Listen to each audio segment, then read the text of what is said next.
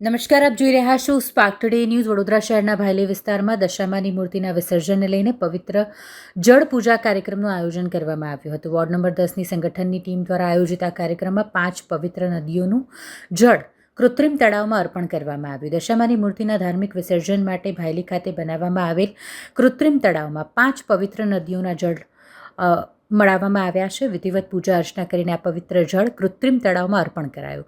માન્યતા મુજબ 5 પવિત્ર નદીઓનું જળ તળાવમાં અર્પણ કરવામાં આવતા તળાવનું જળ પવિત્ર બને છે અને દશામાની મૂર્તિના વિસર્જન માટે ધાર્મિક મહત્વ પ્રાપ્ત કરે છે. આ કાર્યક્રમમાં મુખ્ય અતિથિ તરીકે ડૉક્ટર વિજય શાહ, જે ભારતીય જનતા પાર્ટીના વડોદરા શહેરના પૂર્વ અધ્યક્ષ છે, સામાજિક કાર્યકર્તા નારાયણ રાજપૂત, વોર્ડ પ્રમુખ ગીતાબેન વસાવા તેમજ સ્થાનિક કોર્પોરેટરો અને સંગઠનના કાર્યકર્તાઓ ઉપસ્થિત રહ્યા હતા. ધાર્મિક વિધિ અને પૂજા અર્ચના સાથે યોજાયેલ આ કાર્યક્રમમાં સ્થાનિક લોકો પણ જોડાયા હતા. પર્યાવરણ અને ધાર્મિક આસ્થાને ધ્યાનમાં રાખીને કૃત્રિમ તળાવમાં દશામાની મૂર્તિના વિસર્જન માટેની વ્યવસ્થા કરવામાં આવી હતી.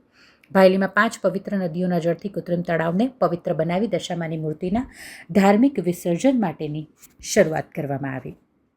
बड़ौदा महानगर में पश्चिम विस्तार में दशा माँ की मूर्ति के विसर्जन के समय पे यहाँ पे बनाए हुए ये जो कृत्रिम तालाब है, ये तालाब में जब भी मूर्ति का विसर्जन होता है तो उस समय 5 पूरे देश की सबसे मान्यवर जो 5 नदी है, वो नदी का जल, वो जल के अभिषेक का कार्यक्रम का आयोजन यहाँ के हमारे पार्टी के कार्यकर्ता नारायण भाई राजपूत के माध्यम से हुआ.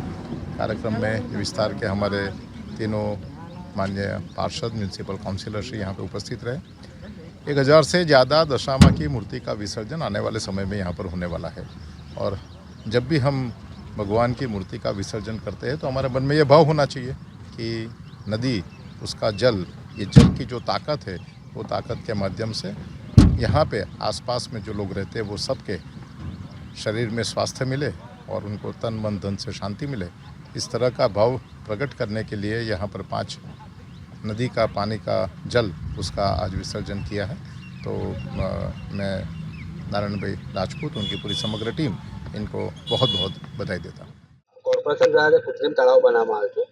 છેલ્લા 3 વર્ષથી અમારે વડોદરા શહેરમાં આ એક તળાવ એવું છે કે અમે ગંગા, જમના, સરસ્વતી, મા મહીસાગરમાં, મા નર્મદા મૈયા બધે અમે અમારી ટીમ જઈને ત્યાં પૂજા અર્ચના કરીને ત્યાંથી પાણી લાવવામાં આવે છે. ત્યારબાદ અહીંયા આગળ જે ભૂદેવો છે અને અમારા વિસ્તારના મહિલા મંડળો, વડોદરા શહેરના અમારા સંગઠનની ટીમ, ભારતીય જનતા પાર્ટીની 4 કાઉન્સિલરશ્રીઓ, અમે બધા સૌ સાથે મળીને, વિસ્તારના સૌ રહીશો સાથે મળીને અમે પૂજા અર્ચના કરીને ત્યારબાદ આ પાણીને મહાઆરતી કરીને આ પાણીને અર્પણ કરવામાં આવે, જેથી કરીને આ પાણી પવિત્ર થાય.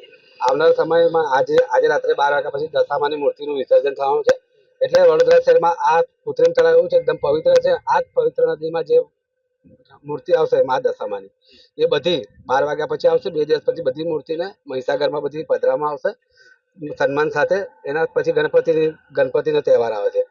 એટલે આ જ કૃત્રિમ તળાવમાં અમારી ટીમ દ્વારા કૃત્રિમ તળાવમાં બી વિસર્જનની વ્યવસ્થા કરવામાં આવે છે અને બહુ સુંદર વ્યવસ્થા કરવામાં આવે છે. ત્યારબાદ ભંડારાની બી વ્યવસ્થા ગણપતિના વિસર્જનના દિવસે રાખવામાં આવે છે, જ્યાં લગભગ 10 થી 12 હજાર માણસનો ભંડારો બી રાખવામાં આવે છે પાણી ટાંકીની નીચે તળાવની બાજુમાં. એટલે આવનાર સમયમાં ભાવિક ભક્તો શાંતિથી અહીંયા જે વ્યવસ્થા કોર્પોરેશન દ્વારા બહુ સુંદર વ્યવસ્થા કરવામાં છે. કમિશનર શ્રી સાહેબ છે, વડોદરા શહેરના જે વોર્ડ નંબર 10ના જે કર્મચારી છે, આખી સફાઈની ટીમ છે, એન્જિનિયર શાખાની ટીમ છે, એ બધા સૌ સાથે મળીને કમિશનરની સૂચના પ્રમાણે એકદમ સુંદર આયોજન કર્યું છે. એકદમ શુદ્ધ પાણી, સ્વચ્છ પાણી છે, એકદમ સહેજ પણ અંદર કચરો બી નહીં અને સ્વચ્છ પાણી છે. એટલે મૂર્તિ બી સરસ સારી રીતે વિસર્જન થશે રાતે. અને જે માતાની જે મૂર્તિ આવશે બધી વિના મૂલ્યે અમારી ટીમ વિસર્જન કરવાની છે.